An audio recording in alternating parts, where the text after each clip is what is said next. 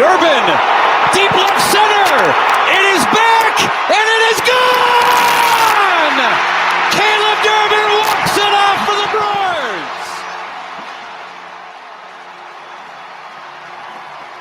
After all that, the top of the ninth inning, Caleb Durbin on one swing says goodnight.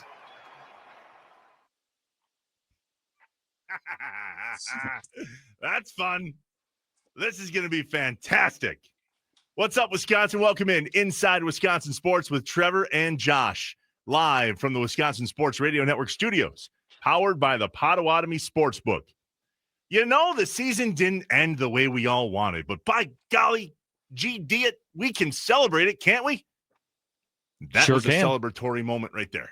Trevor Thomas, Josh Albrecht, and our guest here at the top of the 8 o'clock hour on Inside Wisconsin Sports, Caleb Durbin, Milwaukee Brewer, and soon to be, I don't want to jinx it. No, don't jinx it. Okay. He's a finalist for NL Rookie of the Year. There we go. Caleb, what's up, man? Thanks for being here. Yeah, what's up, guys? Thanks for having me on. So tell us about the year, because clearly it went well for you. That hit, amongst others, home runs, the best record in baseball, and, oh, yeah, this award that you may or may not win on Monday. How do you summarize what your year was with the Milwaukee Brewers organization? Yeah, I mean, it was awesome. That's kind of how I summarize it. Obviously, like you said, it didn't end how we wanted it to end, but now, I've had some time to kind of sit back and put it all in perspective. And, going into it, I think as a rookie, you're just kind of trying to learn and find your way and see where you fit in. And you're kind of learning as you go. And I think you're just trying to help produce, anything you can to try to help the team win. And the biggest thing, it's a big year for development and learning at the big league level. And then also trying to produce at the same time and help the team win. So I think from, learning experience, it was, awesome. And obviously having the chance to play some postseason baseball and being there, right in the end, was awesome and a great opportunity. Caleb, you are a candidate to become the fourth Rookie of the Year in Brewers history after Pat Listash in 92, Braun in 07, and then Devin Williams in 2020. Obviously, it would be a huge deal for the organization to be able to add you to that list. But tell us a little bit about, what you went through your emotion-wise when you found out that you were a finalist and what that would mean to you personally. Yeah, so it's funny, like when I found out, I just got tagged on an Instagram post by MLB, so I was kind of thrown off. I didn't Really? Yeah, and then the next day, our media guy with the Brewers, Mike Vassallo, he gave me a call and gave me a little more information on the selection show and whatnot. So I was kind of thrown off guard. I was like, wait, what is this? But it was cool. Obviously, a huge honor. I think, there's a ton of rookies that are, deserving of, being up there, a lot on my own team. I think we got 3 or 4 guys on the Brewers alone that, could be up for it. So to be, representing the Brewers is a huge honor. And yeah, but that being said, I think we got a couple other guys that could be up there as well. Yeah, and thank God for Instagram, apparently. What? That is wild. That's insane. Good thing. So, in case you were wondering, Wisconsin, Caleb Durbin checks all the Instagram tags that he gets put on, apparently. He has to. He has to. You imagine missing that? Like, hey, man, congrats. Congrats on what? What happened? Bro, big news. You're one of the finalists. Oh, is that what that tag was? Damn, that's crazy. Well, when MLB tags you check it out and see what's going on. Yeah, that's fair. Yeah, that notification came across the old Apple Watch going, I have questions. I got to check that one. Milwaukee Brewers, Caleb Durbin. You're no stranger to Wisconsin, Caleb. You are a Fond du Lac dock spider at heart. And as a matter of fact, I'm looking right now at my computer screen to my right. The holiday 4-pack from the Dock Spiders presented by Quick Trip is out right now for fans to purchase. And, buddy, I don't know if you know this, but you're the face of the franchise and the holiday 4-pack. What was your time like in Fond du Lac? Yeah, I'm a proud Dock Spider. That was an awesome time for me. I played Division III baseball, so playing in the Northwoods League, having a chance to play against a really high level competition over the summer, a ton of Division I guys in that league, having the chance to, play with a wood bat. It was awesome. Super valuable experience for me. And Fond du Lac, they treat their players great. The community around the team is awesome. Uh, they have such a good support system with their host families. I still talk to my host family all the time, which it helps playing for the Brewers now. They're able to, come to some games and, come visit me in Milwaukee. So the way it all worked out, being, playing my summer ball in Wisconsin now, it feels like home because I'm used to it. I spent 2 summers in Fond du Lac, so not much has changed. The Wisconsin Sports Radio Network guest hotline, powered by Gruber Law. One call, that's all. Caleb Durbin joins us on Inside Wisconsin Sports. Caleb, the news came out yesterday about Brandon Woodruff, and he's been kind of in the conversation the last few days in regards to what he's been going through and if the Brewers were what was going to happen. He didn't take his option, and now he got a qualifying offer. As someone that, he's your teammate, you're playing, what does that mean to you to know that the Brewers put that offer out there to bring Woodruff back for another year? Yeah, it's great. I'm not surprised because there's a lot that Woody brings to the table outside of just his, on-field production. Obviously, he had a great year this year coming back from, I wasn't here last year, but I know, from what I've heard, it was a tough battle back, and he did great, persevering through it and getting back and really helping us, down the stretch here. Um, so that's, takes care of itself, his production on the field, but he's really, Murph talks about it all the time. He's one of our big pillars because the way he competes, the way he carries himself, his leadership for the younger guys, all that's so valuable that, doesn't, that's not really necessarily will show up on the field, but that's in the clubhouse. And that's a big part of what Woody brings. Because that's, he's a big part of what our identity is as far as, the way we want to compete, the way we want to act and play the game. So yeah, I'm not surprised, but definitely good knowing that, they're trying to bring back some key pieces for us. Caleb Durbin, Inside Wisconsin Sports with Trevor and Josh. All right, Caleb, take us back April 18th, 2025. You make your debut as a Milwaukee Brewer. Every time we talk to a professional athlete on this show or the podcast that we're a part of, it's always like, well, yeah, man, it was just normal business. I got the call up. There I was. BS. Tell us the truth. What was that like? Yeah, no, it's crazy. Anyone who says that is lying because your debuts, there's a lot going on. As far as you got a lot more people reaching out to you. You've worked towards this goal your whole entire life for the most part, and then you finally get there.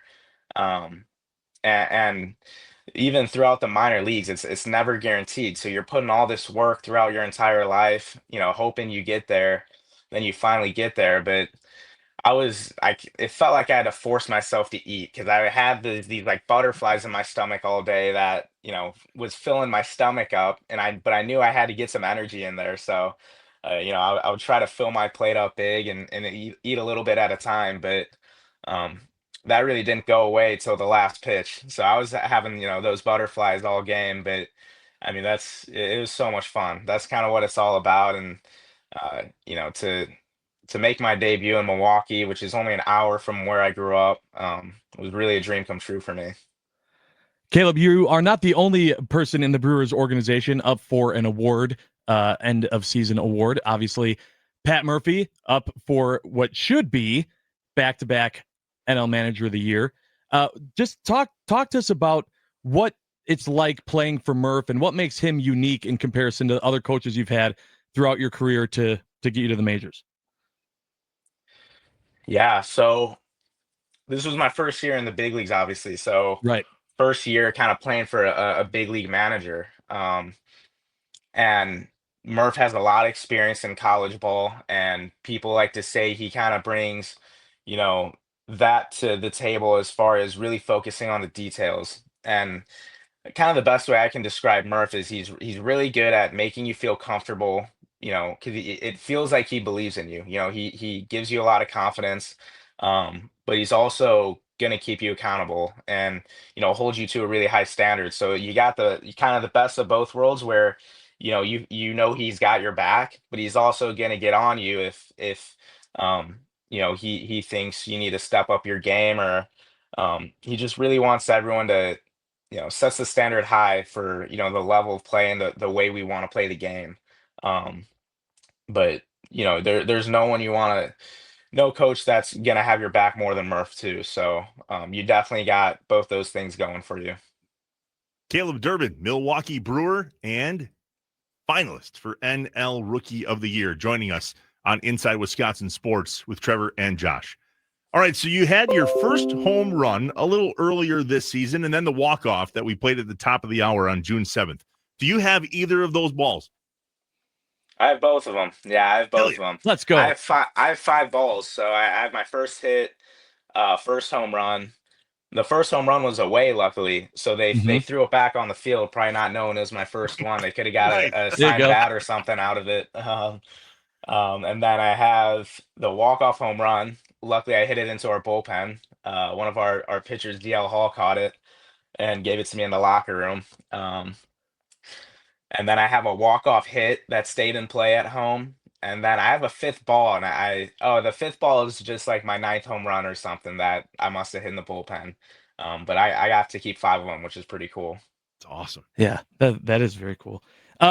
Caleb, obviously a lot of people talked about the World Series would have been better, in our opinion, if the Brewers would have been there. I'm sure yours as well.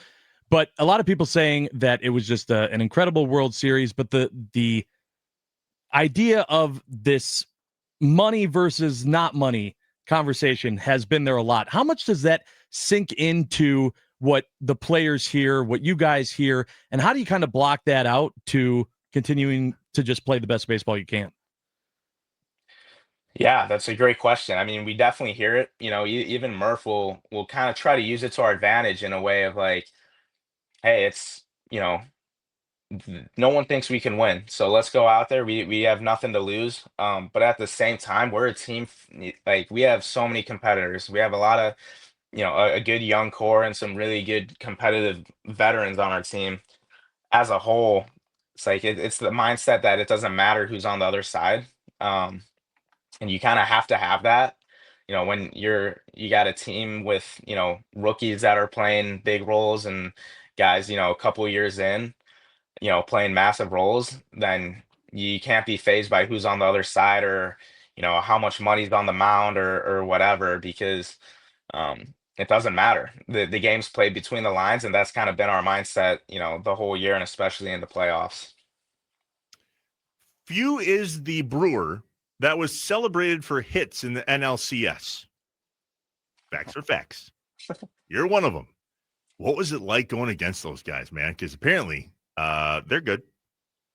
Yeah. I mean, it felt like all those guys had, they're very talented pitchers, but they also pitched, really well for their talent level. They were, spotting up really well against us. And that's kind of what it takes. We had a great team, we had a great lineup, but in the postseason, it takes you have to have a great team, but you also have to be playing some of your best baseball near the end of the year, because there's going to be at least one team at the end, playing really good baseball, relative to themselves, and you got to be that team if you want to be there in the end. But again, just an awesome experience. Even playing at Wrigley, Brewers Cubs postseason, on the road at Wrigley, they're chanting Freddie's name as loud as anything, in Game 4, and I've never seen anything like that besides like high school football. But now it's a whole stadium doing it. So just that whole experience and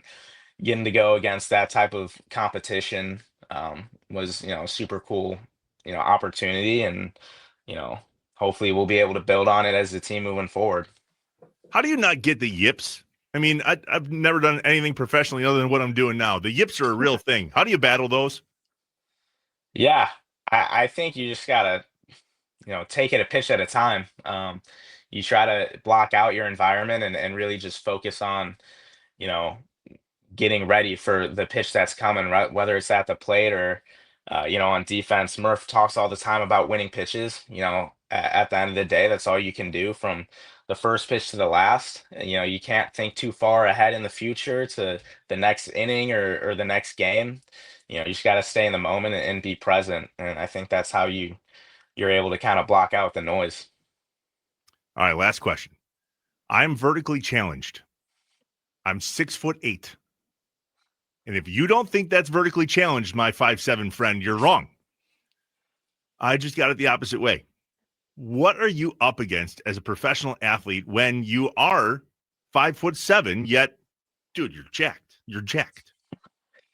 Well, yeah, I think the biggest thing, um, it's you kind of almost have this extra hurdle to climb throughout the process because you're, there's the eye test, and if you're a certain height, you don't pass the eye test. So you have to kind of break through, that stereotype of, being a smaller guy. On top of that, I played Division 3 baseball. So you're a 5'6" Division 3 kid. Um, there's a lot more guys like me out there than there are, five-star recruits or whatnot. But um, I think that's the biggest thing is just the stereotype of, oh, I'm not as good because of my height. Because when I get on the field, I don't think there's that big of a difference. I feel like Aaron Judge in the box, you know what I mean? So obviously that's not Love what I that. look like. That's not what I look like. But yeah, I think that's the biggest thing is kind of getting over what other people think. Do people ask you how tall you are? Because that is so dumb that people just, hey, buddy, how tall are you? No, they don't. I think that would be a little more, it's more of a compliment when they ask you because you're, a little bit taller. They're, What do you think? it'd probably come off, I mean, I don't care how tall I am, but Yeah, I don't Me get it too neither. much in public. I'm yeah, more clearly. average in public though. You stand out a little bit more, when you're on A the little bit. streets. A little bit. I do not blend in well. Caleb Durbin, Milwaukee Brewer. Thanks for jumping on Inside Wisconsin Sports with Trevor and Josh. And preview, Caleb Durbin will be the next guest on the Inside Wisconsin podcast. What we didn't get to ask him here, we are going to deep dive with Caleb, and it comes out in a few weeks. I appreciate you jumping on here. So does Josh. And I'm going to chat with you in, I don't know, an hour and a half, something like that. We'll talk to you in a little bit. Yeah, looking forward to it. Thanks for having me, guys. Thanks, Caleb. Thanks, Caleb. Caleb Durbin,